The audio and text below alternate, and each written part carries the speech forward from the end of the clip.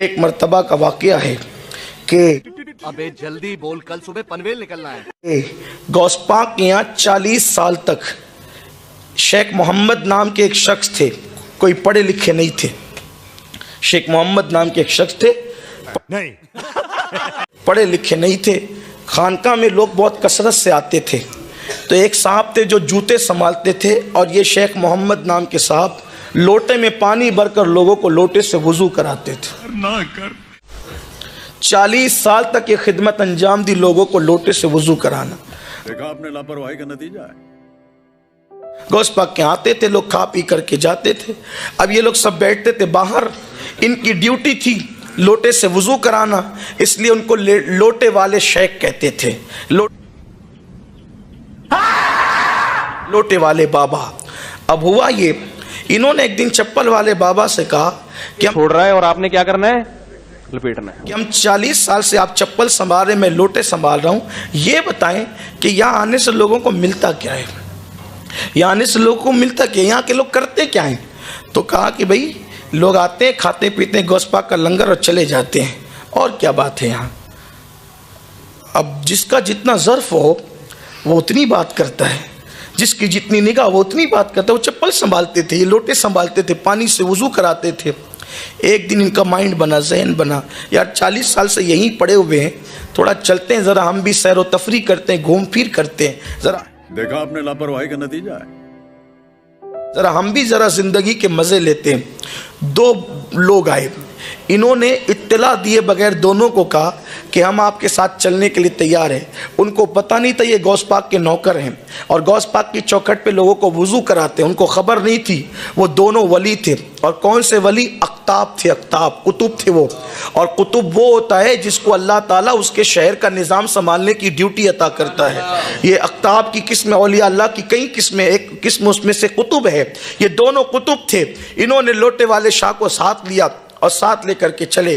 اب غوث پاک یہاں تو بڑی نزاکت سے پلتے تھے، کیونکہ لنگر 24 گھنٹہ جاری رہتا تھا، بڑے نازوں سے پلے ہوئے تھے، کھاتے پیتے تھے۔ تھوڑی دور چلے تو بھوک لگی، انہوں نے دونوں قطب سے کہا بھی ہمیں بھوک لگی ہے۔ کہا ہم کھانے پینے والے لوگ نہیں ہیں، چلنا ہو تو چلو ورنہ واپس جاؤ یا رک جاؤ۔ تو ان کو احساس ہوا کہ اب تھوڑی دیر تو چل چکے، چلنا چاہیے۔ 24 گھنٹے چلے، پھر کہا بھوک بہت لگی ہے، رحم کرو۔ تو انہوں نے مصلی بچھایا، ایک صاحب نے 2 رکعت نماز پڑھی، اور جب 2 رکعت نماز پڑھی تو دعا کی۔ دعا کے بعد آسمان سے دسترخوان آیا، اور تینوں نے مل کے کھانا کھایا، سحر ہو گئے۔ کھانا آیا تو نیند آئی، پیٹ بھرا تو نیند آئی۔ کہا تھوڑی دیر سو لیں، کام سونے والے لوگ نہیں ہیں، چلنا ہو تو چلو ورنہ رکو۔ مجبوراً چل پڑے۔ پھر 24 گھنٹے چلتے چلتے گزرے، کہا بھوک اب برداشت نہیں ہوتی۔ دوسرے صاحب نے مصلی بچھایا، 2 رکعت نماز پڑھی، دعا کی، دسترخوان آسمان سے زمین پہ آیا، تینوں نے کھایا، پھر چل پڑے۔ 24 گھنٹہ چلے تو کہا بھوک لگی۔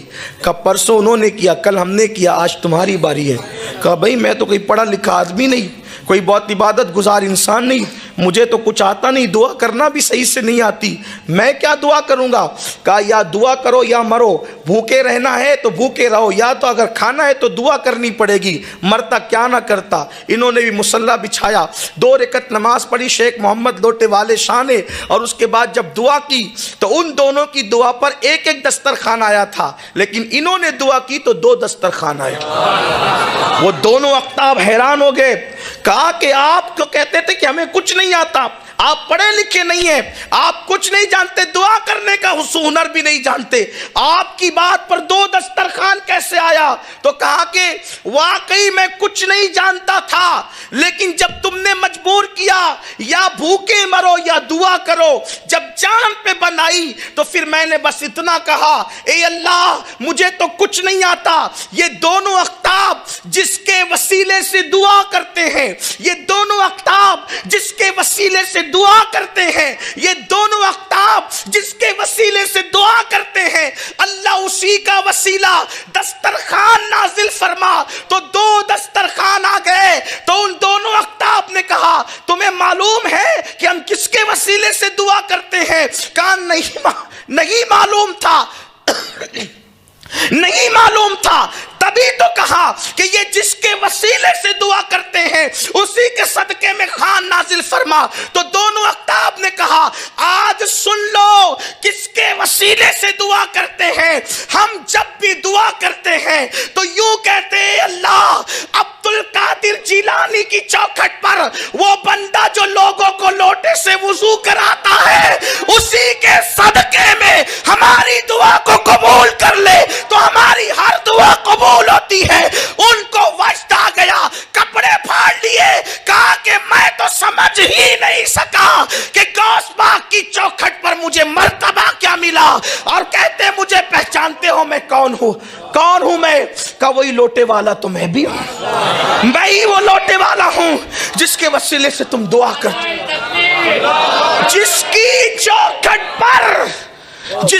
چوکھٹ پر بے ہنر بیٹھے تو قطب ان کے وسیلے سے دعا کریں.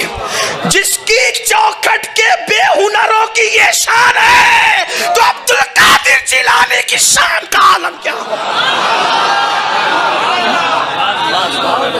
غوث پاک کی شان کیا ہوگی؟